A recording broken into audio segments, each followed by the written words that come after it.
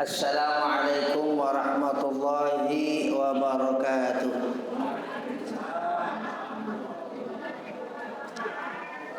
Alhamdulillah. Alhamdulillahilladzi ja'ala al-Isra' wal Mi'raj min al-mu'jizatil bahirah. Allahumma salli wa sallim ala sayyidina wa habibina wa syafi'ina wa qurrati a'yunina wa maulana Muhammadin imamid dunya wal akhirah wa ala alihi wa sahbihi al-kiramil bararah. Amma ba'du. Bagusan yang itu. Yang saya hormati dan saya muliakan para sesepuh, para asatidzah, para masyayikh, Ketua DKM yang saya hormati Al-Ustaz Dadang Mulyana, guru kita yang baru saja menyampaikan tausiah di depan kita, Al-Ustaz Agus Rahman. Yang saya hormati Al-Ustaz Mirwanto, yang saya hormati Al-Ustaz Nur Hidayat, Al-Ustaz Haji Ismail Murtani, mata'anallah bituli hayatihim. Kita doakan guru-guru kita senantiasa dilimpah curahkan nikmat, rahmat, keberkahan oleh Allah Subhanahu wa taala. Para sesepuh, para tokoh masyarakat, segenap orang tua, para jamaah, bapak-bapak dan ibu-ibu, ketua RW, ketua-ketua RT. Mudah-mudahan kita semua juga pada malam hari ini di tanggal 15 yang kita kenal dengan Nisfu Sya'ban, kita diberikan sehat, nikmat, rahmat, keberkahan oleh Allah Subhanahu wa taala. Mudah-mudahan segala urusan dunia terutama akhirat kita diberikan kemudahan oleh Allah Subhanahu wa taala. Jamaah yang dimuliakan oleh Allah Subhanahu wa taala, malam hari ini kita hadir dalam rangka memperingati Isra dan Mi'raj Nabi Muhammad sallallahu alaihi wasallam yang tadi sudah disampaikan. Dengan Isra dan Mi'raj kita tingkatkan kualitas iman, ketakwaan kita kepada Allah Subhanahu wa taala. Ada ayat tentu yang semuanya kita sudah tahu. Ada ayat Isra di surah Al-Isra ayat 1, ada juga ayat Mi'raj. Dan itu lebih banyak karena ada di dalam surah An-Najm mulai ayat 1 sampai ayat 18. Wan najmi idza hawa ma dhalla sahibukum wa ma ghawa wa ma yantiqu 'anil hawa in huwa illa wahyu yuha 'allamahu syadidul quwa dzu mirratin fastawa wa huwa bil ufuqil a'la. Ayat 1 dalam surah Al-Isra dimulai dengan tasbih yang dijelaskan oleh Al-Imam Al-Hafidz Ibnu Katsir di dalam tafsir Ibnu Katsir, yumajjidu ta'ala nafsahu liqudratihi ala ma la yaqdiru alaihi al-basharu siwahu. Allah Subhanahu wa taala mengagungkan zat dalam ayat 1 surah Al-Isra subhanahu liqudratihi ala ma la yaqdiru alaihi al-basharu siwahu, karena kemahakuasaan Allah yang tidak mungkin bisa dilakukan oleh makhluk, oleh siapa atau oleh apapun kecuali hanya oleh Allah Subhanahu wa taala. Jadi kita merespon, mensikapi Isra dan Mi'raj tentu dengan iman. Kenapa? Karena berhadapan dengan kemahakuasaan Allah Subhanahu wa taala. Yang kedua, ini terkait dengan ketakwaan. Karena itu ayat 1 surah Al-Isra yang berbunyi subhanalladzi asra bi'abdihi, padahal maksudnya adalah bi Muhammadin sallallahu alaihi wasallam. Maksudnya hamba dalam ayat tersebut adalah baginda Nabi Muhammad sallallahu alaihi wasallam. Karena memang syarat pesan berupa cerminan nilai ketakwaan kepada Allah Subhanahu wa taala yang disampaikan oleh pakar tafsir besar Syekh Ahmad As-Sawi dalam tafsir Sawi, yang tentu tafsir yang sudah begitu populer dikaji, ditelaah, dipelajari di banyak sekali pesantren, bukan terbatas di Pulau Jawa saja, tapi juga di seluruh Nusantara, bahkan Asia Tenggara, bahkan di kota suci Makkah Al-Mukarramah dan Madinah Al-Munawwarah. Beliau memberikan satu penjelasan yang sangat luar biasa. Kenapa kata dalam ayat itu berbunyi bi'abdihi? Kalau buat Rasulullah itu udah selesai. Tapi buat kitanya apa?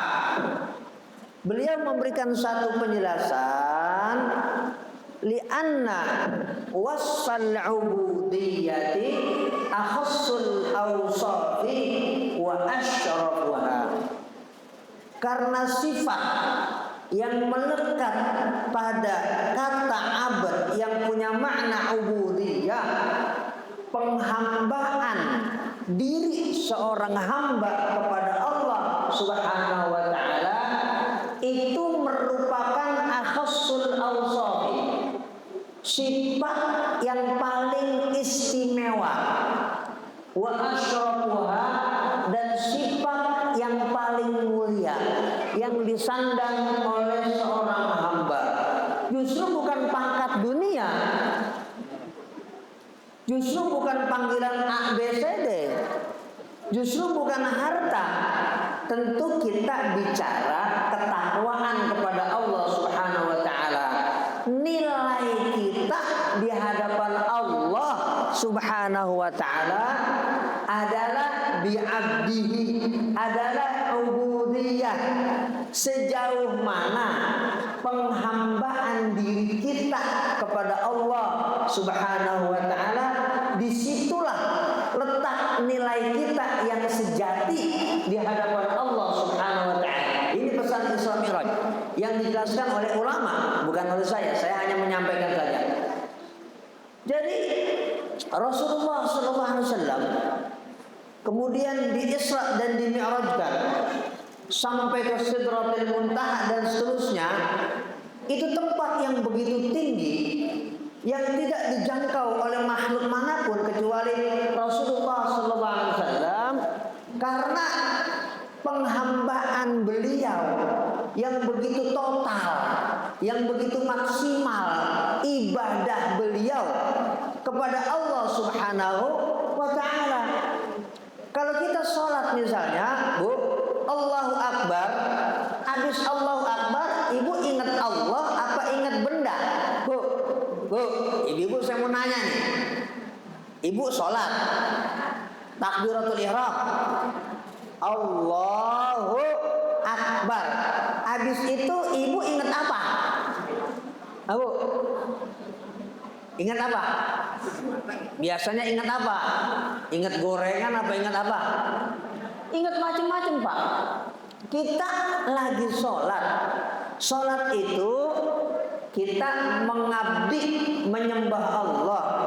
Tapi ketika sholat yang kita ingat macam-macam, bukan Allah, dunia, ABC, ini itu dan lain-lain sebagainya. Ingat kunci, ingat pakaian, ingat uang dan lain-lain sebagainya.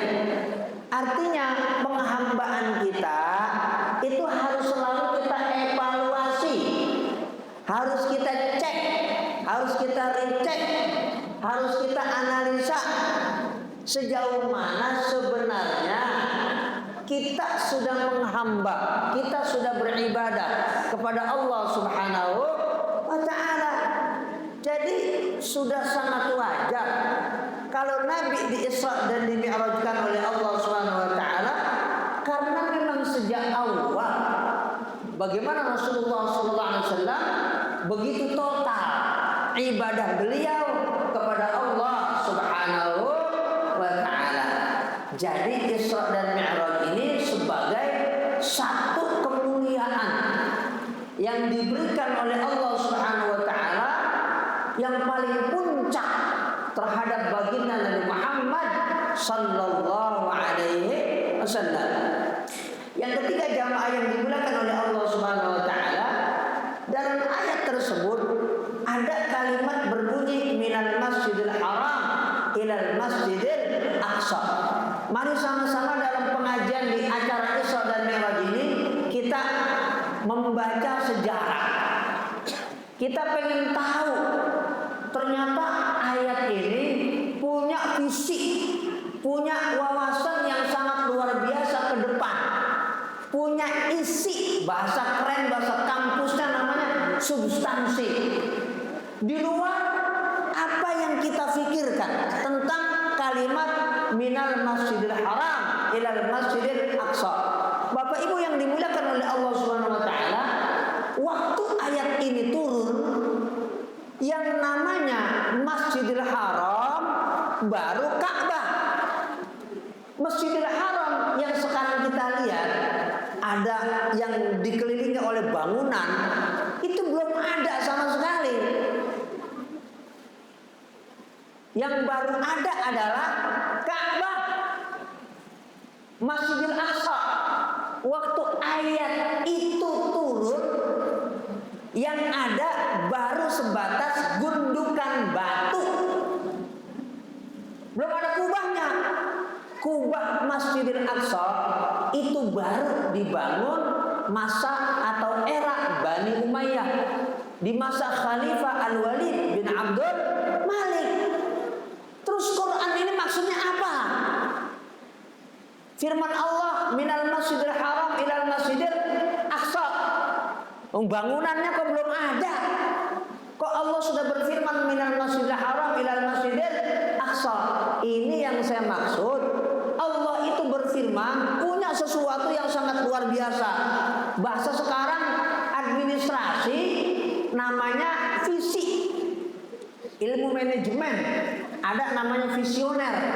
Orang yang punya pandangan jauh ke depan, itulah orang yang disebut visioner. Ini Quran, ini mukjizat, tentu lebih lagi punya pandangan ke depan, yang tentu di luar nalar kita sebagai umat manusia. Jadi Allah Subhanahu wa taala memberikan arahan kepada kita terkait kenapa kita ada di masjid, bukan sebatas masjid itu sendiri. Apakah setiap orang yang ada di masjid itu sudah otomatis beribadah? Belum tentu. Ada orang lewat jam 9 pagi, tukang dagang misalnya, capek. Oh, ada tempat namanya masjid. Dia kemudian beristirahat di masjid.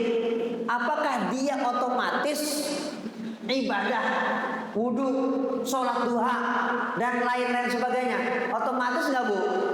Bu? Bu? Otomatis apa kagak? Enggak otomatis. Apalagi kalau kemarin lagi ramai Pencalegan, ramai pada datang ke masjid. Masjid ini misalnya Miftahul Jannah, awal dibangun tentu butuh tukang dalam jumlah yang besar. Bahkan boleh jadi tukang itu tidurnya di masjid. Apakah tukang-tukang yang kita panggil untuk membangun masjid Miftahul Jannah atau masjid-masjid lainnya sudah otomatis mereka itu sholat di dalam masjid yang mereka bangun? Otomatis enggak? Enggak otomatis. Bisa iya, bisa juga enggak. Maksud Allah Subhanahu wa taala berfirman minal masjidil haram ilal masjidil aqsa, kita ini ketika ada masjid ngapain di masjid? Makanya ada sabda Rasulullah SAW.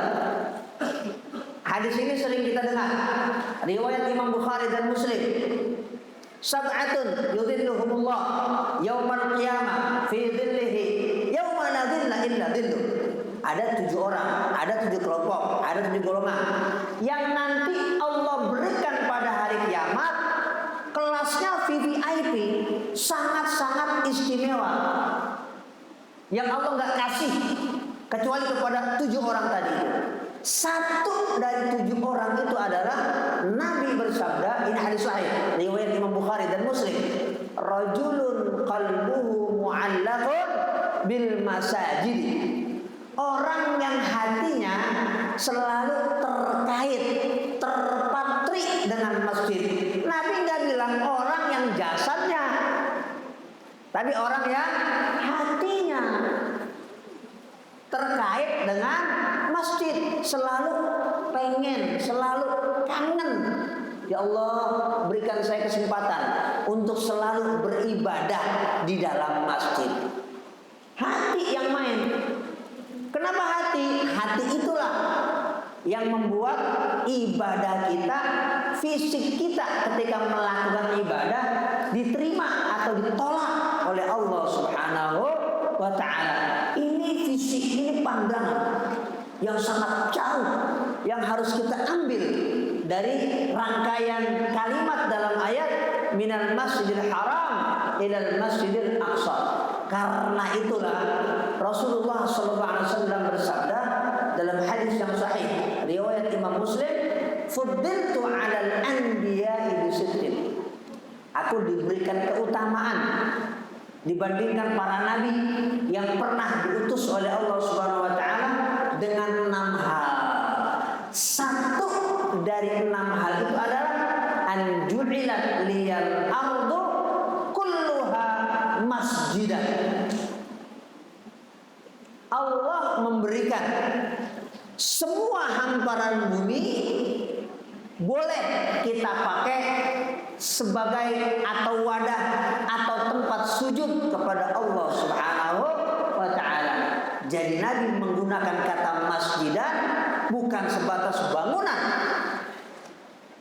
tapi apakah ketika kita menginjakkan kaki ini di bumi Allah Subhanahu wa ta'ala, pas waktu sholat datang kita sempatkan diri kita, waktu kita untuk bersujud kepada Allah Subhanahu wa ta'ala.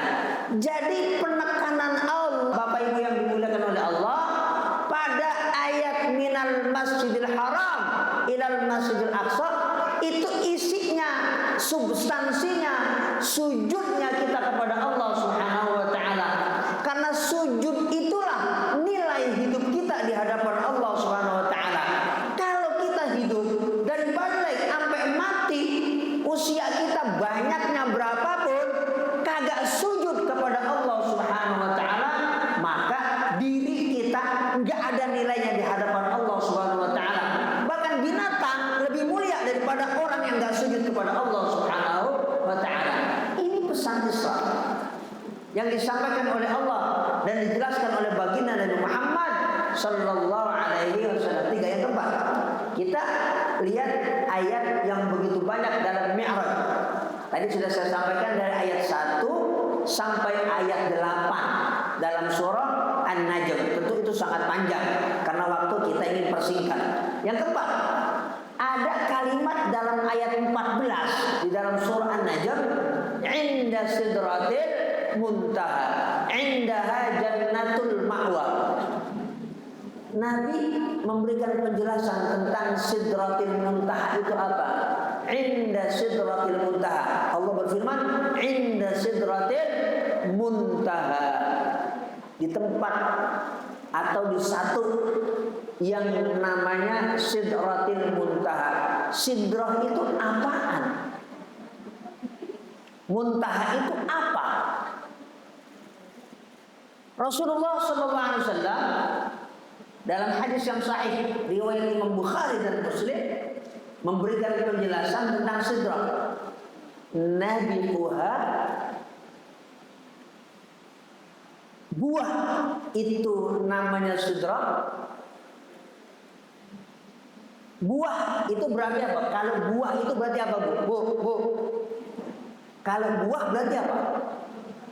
Bu, kalau buah itu berarti apa? Pohon.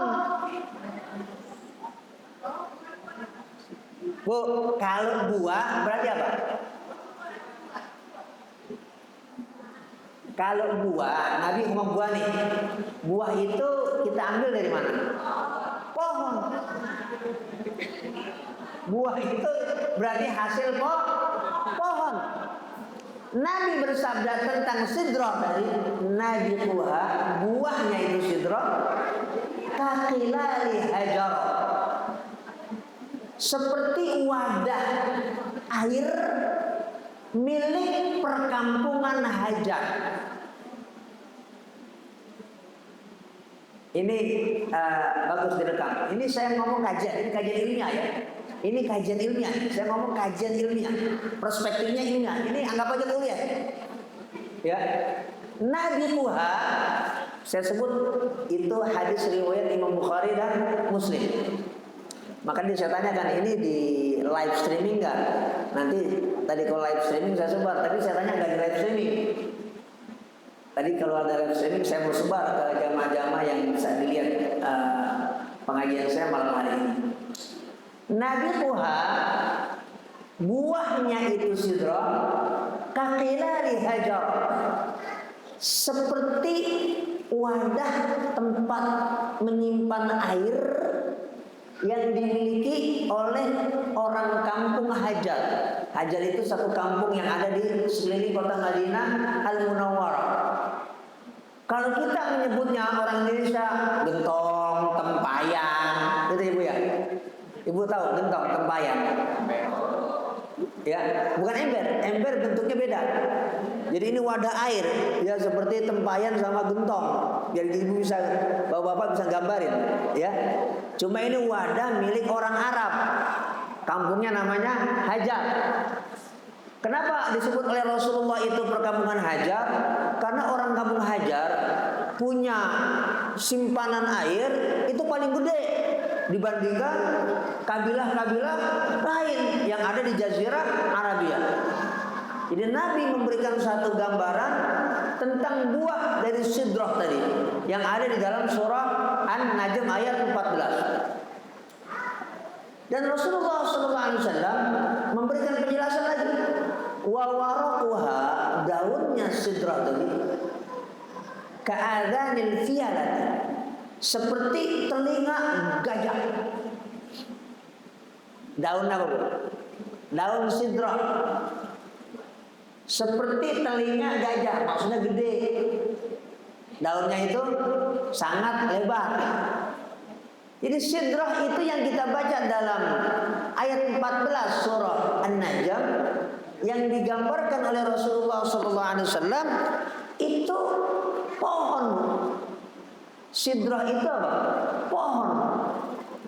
Pohon sidir yang banyak tumbuh di padang-padang pasir di Jazirah Arabia sampai sekarang. Bisa kita lihat di Profesor Google,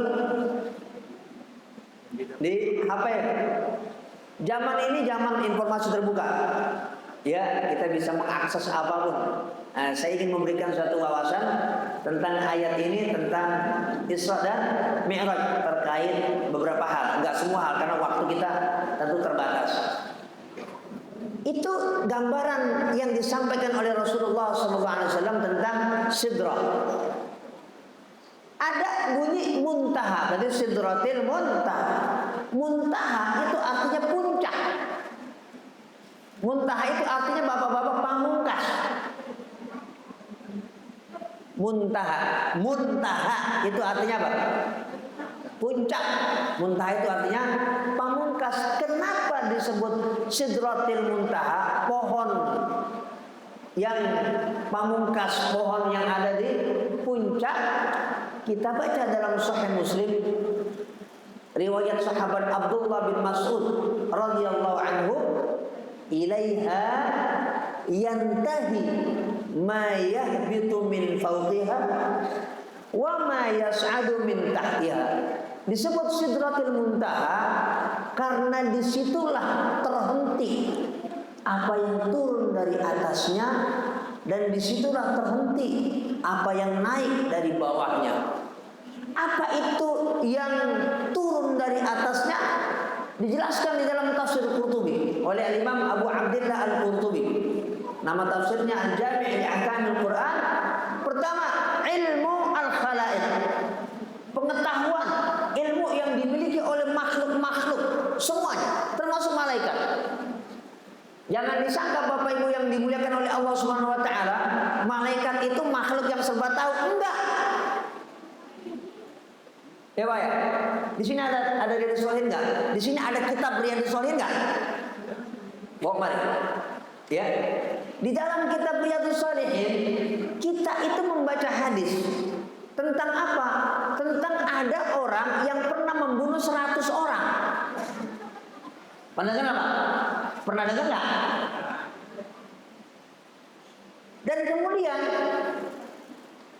orang itu bertobat dan diberikan pengarahan oleh salah seorang tokoh agama untuk pindah dari kampungnya menuju kampung sebelah yang kampung itu penuh dengan orang baik. Tapi takdir Allah kemudian memutuskan dia meninggal sebelum sampai ke kampung sebelah. Apa yang terjadi? Dua malaikat berdebat. Bayangin. Malaikat yang mencatat kebaikan dengan malaikat yang mencatat keburukan berdebat. Kata malaikat yang mencatat keburukan, orang ini masuk neraka. Kenapa? Ya, belum berbuat ibadah apa-apa. Kata malaikat yang mencatat kebaikan, orang ini masuk surga. Dia udah punya tekad baik. Akhirnya Allah Subhanahu wa taala mengutus malaikat ketiga sebagai hakim, sebagai penengah. Ini saya ngomong hadis nih. Ya, ini riwayat Imam Bukhari. Kitabnya kita baca dalam Riyadhus Shalihin. Mana kitabnya? Ya. Allah kemudian memerintahkan dua malaikat. Untuk apa? Untuk mengukur jarak. Kata malaikat wasit tadi, kat 1, kat 2, maksudnya malaikat 1, malaikat 2. Kamu nggak usah ribut. Ukur aja jarak tempuh orang itu yang tadi udah bertobat lebih dekat ke kampungnya yang kagak beres atau kampung sebelah yang baik. Kalau lebih dekat kepada kampung yang baik, dia berarti dapat rahmat Allah, dapat surga Allah. Kalau lebih dekat ke kampung dia yang kagak beres, berarti dia orang yang gak baik. Diukur sama malaikat. Ternyata lebih dekat ke kampung yang baik, maka dia dapat rahmat Allah Subhanahu wa taala. Maksud saya, malaikat itu ada nggak tahunya. Jangan disangka malaikat itu serba tahu. Hadis. Ya, riwayat Imam Bukhari, riwayat Imam Muslim. Nah, ini juga malaikat punya ilmu, nggak semua serba tahu. Ilmu malaikat dan ilmu makhluk-makhluk Allah yang lain terhenti di satu tempat, ya, yang tadi gambarannya pohon disebut oleh Rasulullah SAW, Sidratil Muntaha. Yang kedua, ilmu anbiya, ilmu para nabi, wahyu diberikan oleh Allah Subhanahu wa taala kepada malaikat Jibril. Berhenti dulu tuh di Sidratil Muntaha, baru disampaikan ke bumi kepada para rasul dan para nabi yang diutus oleh Allah Subhanahu wa taala. Yang ketiga, a'malun nas, amal-amal manusia. Amal-amal manusia diangkat dari bumi menuju langit, tapi berhenti dulu di Sidratil Muntaha sebelum ada izin dari Allah Subhanahu wa taala. Malaikat, kamu laporkan amal A apa? Amal si B apa? Malaikat menunggu terlebih dahulu di Sidratil Muntaha. Termasuk di bulan Sya'ban ini, seperti yang disabdakan oleh Rasulullah SAW dalam hadis yang sahih riwayat Imam Nasai dari sahabat Usama bin Zaid bin Harithah radhiyallahu anhuma, bahwa ini bulan Sya'ban, dzaka syahrun turfa'u fihi al-a'malu ila rabbil alamin. Ini bulan Sya'ban, hadis yang sahih, di mana amal-amal kita diangkat kepada Allah Subhanahu wa taala. Bukan berarti atau bukan maksudnya Allah itu nggak tahu kalau nggak dilaporkan malaikat, bukan. Malaikat nggak lapor, Bu. Allah Maha tahu. Tapi Allah ingin memuliakan kita di depan makhluk-makhluknya yang namanya malaikat. Kenapa? Karena kita kan baca Quran. Ada ayat 31, 32, 33, 34, 35, 36 dalam surah Al-Baqarah. Wa idh qala rabbuka lil malaikati inni ja'ilun fil ardi khalifah. Qalu ataj'alu fiha may yufsidu fiha wa yasfiku ad-dima' wa nahnu nusabbihu bihamdika wa nuqaddisu lak. Qala inni a'lamu ma la ta'lamun. Allah sederhana aja ketika malaikat mengatakan, "Ya Allah, kenapa Engkau menciptakan manusia yang nanti akan membuat kerusakan, yang nanti akan melakukan pertumpahan darah? Kami ini hamba-Mu yang selalu mensucikan Engkau, yang selalu memuji Engkau." Apa jawaban Allah? Qala inni a'lamu ma la ta'lamun. Aku ini maha tahu dengan apa yang kalian wahai malaikat tidak tahu. Allah nggak bilang ya, Allah juga nggak bilang tidak. Allah berfirman, Allah jawab, Allah bilang, qala inni a'lamu ma la ta'lamun. Maksudnya tadi tidak semua manusia meskipun ada diciptakan nafsu, diciptakan syahwat, itu merusak. Nggak semua manusia merusak. Banyak juga manusia-manusia yang beribadah kepada Allah Subhanahu wa ta'ala. Mudah-mudahan manusia yang dimuliakan, dibanggakan oleh Allah di depan para malaikatnya, termasuk di bulan Sya'ban ini, adalah kita semua yang ada di masjid Miftahul Jannah. Amin ya rabbal alamin. Bapak Ibu yang dimuliakan oleh Allah Subhanahu wa ta'ala, yang kelima, pesan dari Isra dan Mi'raj buat kita, bagaimana kita ini bisa membangun mental, membangun hati kita terus lebih baik dari waktu ke waktu. Qad aflaha man zakkaha wa qad khaba man dassaha. Orang-orang yang membuat hatinya itu baik, bersih, itulah orang-orang yang aflah, orang-orang yang beruntung. Karena itulah baginda Nabi Muhammad sallallahu alaihi wasallam sebelum di-Isra di-Mi'rajkan oleh Allah Subhanahu wa taala, terlebih dahulu dada beliau dibedah. Bukan dicuci, maksudnya hati Nabi kotor. Rasulullah itu maksum. Ayatnya kita baca, garansinya dari Allah dalam surah Al-Fatah. Inna fatahna laka fatham mubina liyaghfira laka Allahu ma taqaddama min dzambika wa ma ta'akhkhar wa yutimma ni'matahu 'alaika wa yahdiyaka shiratan mustaqima. Nabi udah selesai. Tapi Nabi dibedah itu buat kita. Apa? Bahwasanya kita pun sebagai manusia jangan lupa selalu berkaca kepada hati kita. Ibadah di masjid bagus, niatnya apa? Infak cakep, niatnya apa? Ya, semua aktivitas kita yang kelihatannya bagus harus berlandaskan niat dan hati yang baik semata-mata menggapai ridha Allah. Itu pesan Isra dan Mi'raj Nabi Muhammad sallallahu alaihi wasallam. Ya, kalau terkait apakah Isra dan Mi'raj itu bisa kita pahami dari sudut pandang sains, ya sangat bisa, Pak. Itu Rasulullah disabdakan ketika dibedah, isinya apa? Mamlu'in imanan wa hikmatan. Penuh dengan kebaikan, penuh dengan sinar, penuh dengan cahaya iman.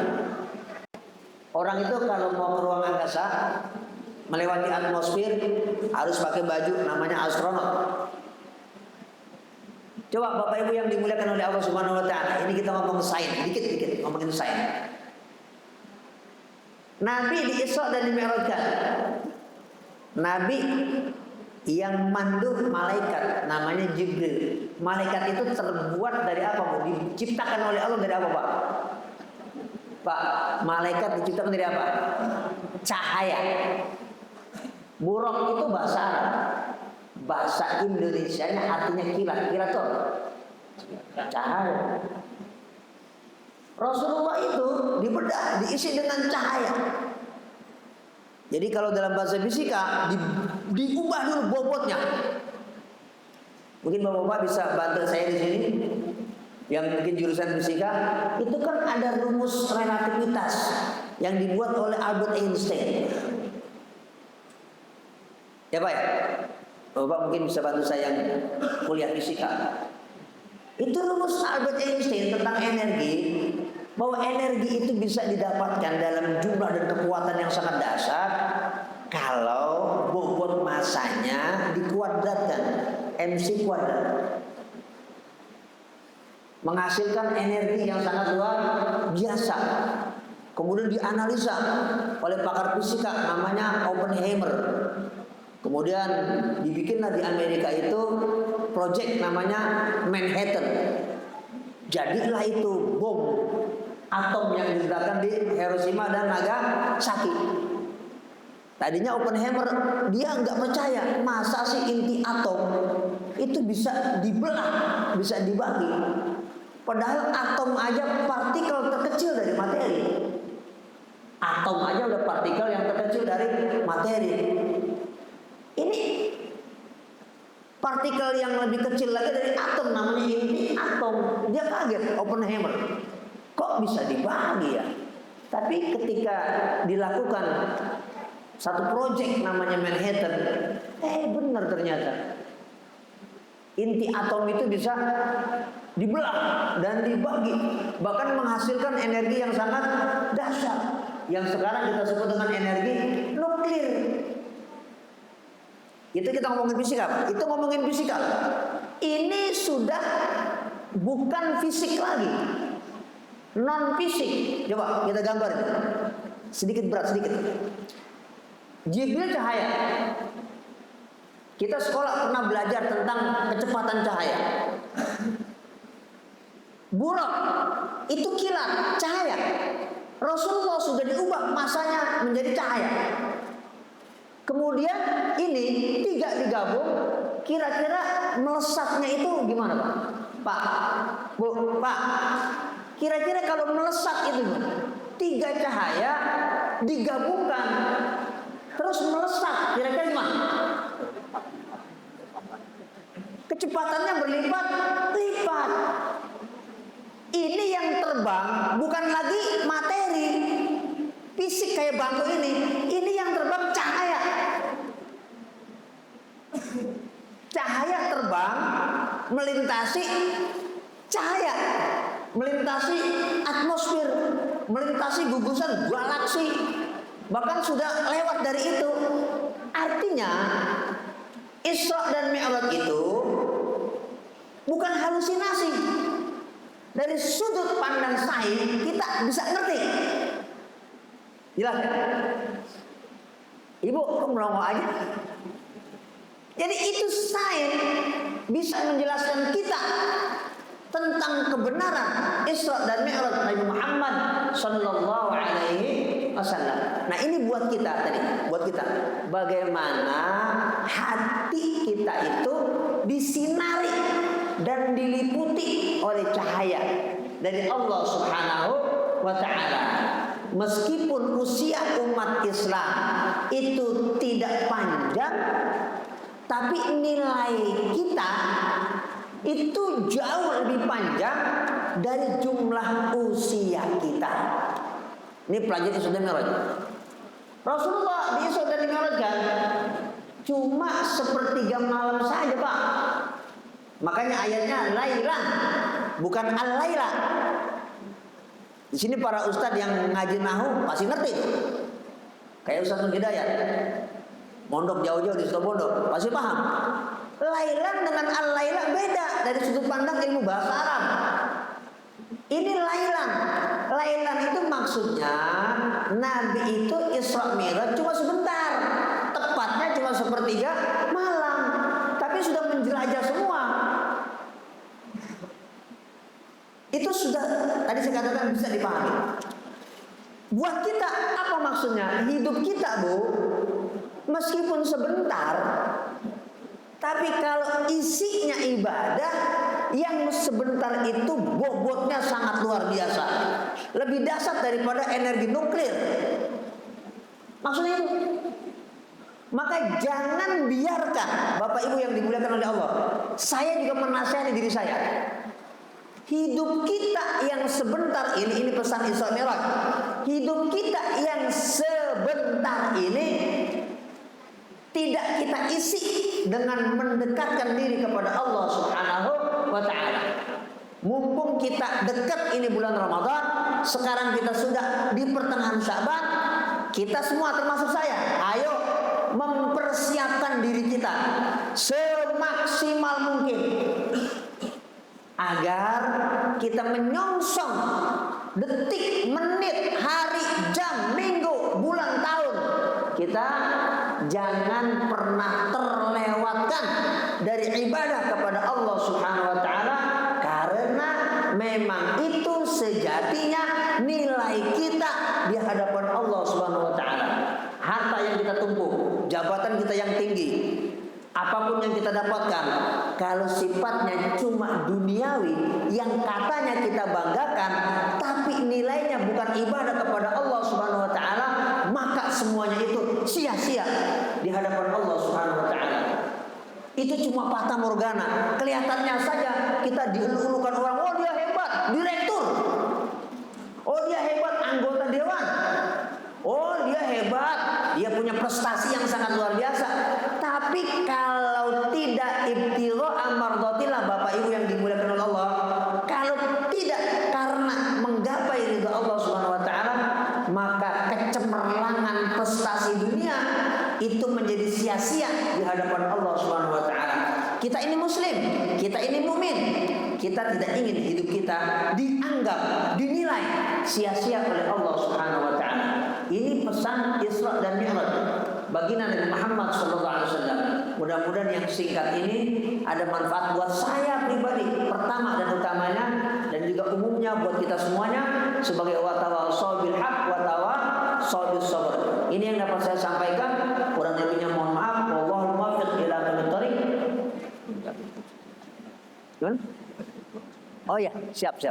Allahul muwaffiq ila aqwamit thoriq. Assalamualaikum warahmatullahi wabarakatuh. Al-Fatihah. A'udzu billahi minasy syaithanir rajim. Bismillahirrahmanirrahim. Alhamdulillah rabbil alamin, arrahmanir rahim, maliki yaumiddin. Iyyaka na'budu wa iyyaka nasta'in. Ihdinas siratal mustaqim, siratal ladzina an'amta 'alaihim ghairil maghdubi 'alaihim waladdallin. Amin. Bismillahirrahmanirrahim. Astaghfirullahaladzim. Walakal hamdu ya ma'bud. Allahumma salli wa sallim ala sayyidina Muhammadin wa ala alihi. Allahumma ighfir lana wa liwalidina wa limasyayikhina wa li jami'il muslimina wal muslimat wal mu'minina wal mu'minat al ahya'i minhum wal amwat. Allahumma aslih dhata bainina, Allahumma alif baina qulubina. Rabbana hab lana min azwajina wa dhurriyyatina qurrata a'yunin waj'alna lil muttaqina imama.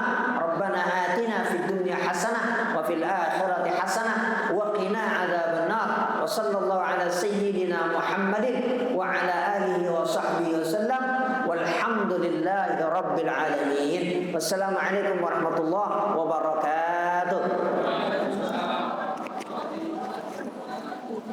Terima kasih kepada Bapak yang telah menyampaikan tausiahnya pada malam hari ini. Demikian Bapak Ibu, inti daripada dan soal tema pada malam hari ini. Semoga kita bisa menambah ilmu kita pada Allah Subhanahu wa ta'ala.